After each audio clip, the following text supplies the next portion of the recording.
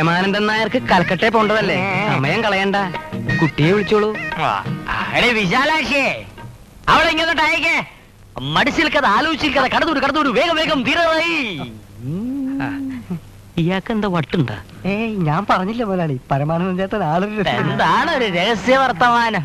അല്ല, ചേട്ടൻ ഇങ്ങനെ ഒരുമാതിരി ഫുട്പാത്ത് കച്ചവടക്കാര് വിളിക്കും പോലെ മോളെ വിളിച്ചതുകൊണ്ടാ. അതെ, അവള് വലിയ നാണക്കാരിയാ. ആദ്യമായിട്ടൊരു ചെറുക്കന്റെ മുമ്പിലേക്ക് ഇറങ്ങി വരുമല്ലയോ, ശങ്ക കാണും, അതിനൊരു ധൈര്യം കൊടുത്തതാ. ഞാൻ മറിച്ചു വല്ലതും തോന്നിയോ? എനിക്കൊന്നും തോന്നിയില്ല. മുതലാളിക്ക് വല്ലതും തോന്നിയോ? നിനക്ക് തോന്നിയ?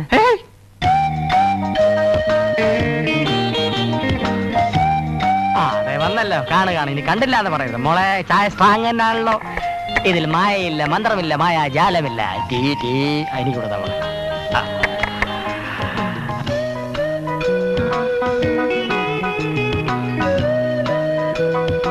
മോളകത്ത് വയ്ക്കോ. ഭയങ്കര നാണക്കാരിയാ. എന്റെ വൈഫ് ആണെങ്കിൽ ഓക്കെ. എനിക്ക് ഇഷ്ടപ്പെട്ടു. ആരെ? കുട്ടിയെ. ആണോ? ആ, രമണനോ? എനിക്ക് ഇഷ്ടപ്പെട്ട അവനും ഇഷ്ടപ്പെടും. ബാക്കി കാര്യങ്ങളൊക്കെ വക്കീല് സൂചിപ്പിച്ചിട്ടുണ്ടല്ലോ. സൂചിപ്പിച്ചു. ഞങ്ങൾക്കുള്ളതല്ല അവക്കുള്ളതാ. തുണിക്കിടയും താമസിക്കുന്ന വീടും ഇപ്പോഴേ അവിടെ പേർക്ക് എഴുതി വെച്ച് കഴിഞ്ഞു. പക്ഷേ ഞങ്ങൾക്ക് വായിക്കരിയിട്ട ശേഷമേ അവക്ക് സ്വന്തമായിട്ട് പെരുമാറാൻ പറ്റുക. അതിന് വലിയ താമസമില്ലല്ലോ. അല്ല, നന്നായിന്ന് പറയായിരുന്നു. പിന്നെ അവിടെ കഴുത്തിലും കാതിലും കുറച്ച് സ്വർണ്ണമുണ്ട്. അതുകൂടാതെ പണമോ പണ്ടമോ വേണമെന്ന് ഏത് എരപ്പാളി പറഞ്ഞാലും ഒരു പുല്ല് ഞാൻ കൊടുക്കൂല. ഒന്ന് രണ്ട് നല്ല തറവാട്ടിന്ന് ആലോചന വന്നപ്പോ പെണ്ണ് കാണാൻ പോലും ഞാൻ അവരെ വിളിച്ചില്ല. എന്തുകൊണ്ടാന്നറിയാവോ? സ്ത്രീധനം വേണമെന്നൊരു വാശി പിടിച്ചോണ്ടാ. അത് കുറ്റമല്ലയോ? എടോ പരമാനന്ദൻ നായര്.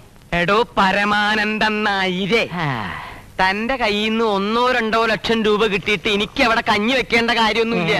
പിന്നെ എന്റെ മോന് സ്ത്രീധനായിട്ട് എന്ത് കിട്ടീന് അവന്റെ കൂട്ടുകാർ ചോദിച്ചാ അവ ഊമയായിരിക്കാൻ പാടില്ലല്ലോ. അവൻ ഊമയായിരിക്കാൻ പാടില്ലല്ലോന്ന്. വീടും തുണിക്കട ഉണ്ടല്ലോ അച്ഛാ.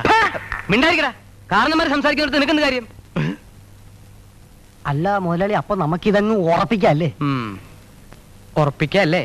പിന്നെ അല്ലാതെ 1 തരം 2 തരം 3 തരം.